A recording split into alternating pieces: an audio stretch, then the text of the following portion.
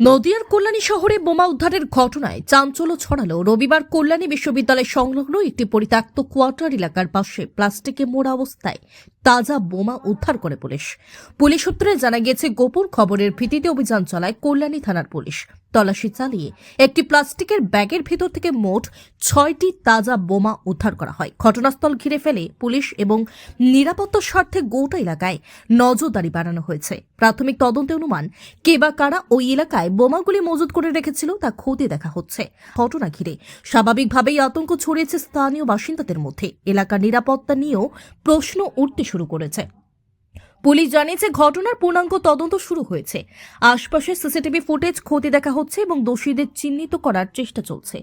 পাশাপাশি এলাকায় টহলদারি জোরদার করা হয়েছে যাতে কোনো অপ্রীতিকর ঘটনা না ঘটে। পুলিশ সূত্রে আরও খবর, উদ্ধার হওয়া বোমাগুলি নিরাপদে নিষ্ক্রিয় করার জন্য বোম স্কোয়াডকে খবর দেওয়া হয়েছে। আগামীকাল বোমাগুলি নিষ্ক্রিয় করা হবে বলে জানা গিয়েছে। পুরো পরিস্থিতির উপর কড়া নজর রাখছে প্রশাসন।